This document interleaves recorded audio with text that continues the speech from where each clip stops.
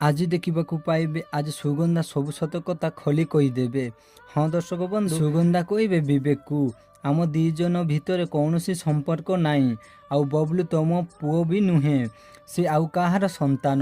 ତାପରେ ବିବେକ କହିବେ ସୁଗନ୍ଧା ଶୁଣେନା ମୋ ପାଇଁ କେତେ ଇମ୍ପୋର୍ଟାଣ୍ଟ ସେଇ କଥା ତମେ ଭଲ ଭାବରେ ଜାଣିଛ, ଆଉ ତମେ ଏକଥା ବି ଭଲ ଭାବରେ ଜାଣିଛ ମୁଁ ତମକୁ ଯୋଉ ପ୍ରୋବ୍ଲେମରେ ହେଲ୍ପ କରିଥିଲି କେବଳ ତମ ଛୁଆକୁ ବଞ୍ଚେଇବା ପାଇଁ। ଆଉ ତମେ ତ ମମିଙ୍କର ବ୍ୟବହାର ତ ଦେଖିଛ, ସେ କେମିତି ଗୁଡ଼ିଆ ସହିତ ବ୍ୟବହାର କରୁଛନ୍ତି। ଏସବୁ ଦେଖିକି ମୁଁ କେମିତି ଚୁପ୍ ରହିବି, କେମିତି ମୁଁ ସହିପାରିବି। ପୁଣି କହିବେ ଯେତେ ଯାହା ହେଲେ ଗୁଡ଼ିଆ ହେଉଛି ମୋ ଝିଅ, ମୋ ରକ୍ତର। ମୋ ଆଖି ଆଗରେ ମମି ତାକୁ ଏତେ କଷ୍ଟ ଦେବେ ମୁଁ ଏସବୁ ଜମା ବି ସହିପାରିବିନି।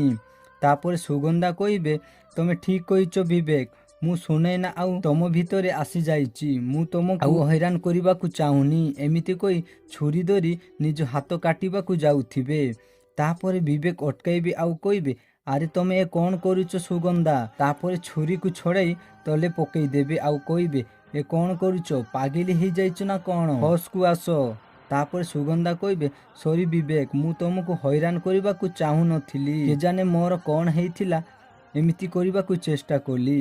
ପୁଣି କହିବେ ଯଦି ଆଜି ମମି ଜାଣିପାରିଥାନ୍ତେ ବବଲୁ ତମ ପୁଅ ନୁହଁ ବୋଲି ତାହେଲେ ସେ ବବଲୁକୁ ଘରୁ ବାହାର କରିଦେଇଥାନ୍ତେ। ତାପରେ ବିବେକ କହିବେ ସୁନୈନା ହେଉଛନ୍ତି ମୋ ୱାଇଫ, ଗୁଡ଼ିଆ ହେଉଛି ମୋ ଝିଅ, ସେ ଦି ଜଣ ପାଖରୁ ତାଙ୍କୁ ଯୋଉ ପରିଚୟ ସେ ଦି ଜଣ ପାଖରୁ ମୁଁ କେବେ ବି ମୁହଁ ଫେରାଇ ପାରିବିନି। ଆଉ ହଁ, ମୁଁ 5 ବର୍ଷ ତଳେ ମୁଁ ବବଲୁର ଦାୟିତ୍ୱ ନେଇଛି, ତାକୁ ଯୋଉ ପରିଚୟ ଯୋଉ ନାଁ ଦେଇଛି ମୁଁ ସେ ସମ୍ପର୍କକୁ ସାରା ଜୀବନ ନିଭେଇବି।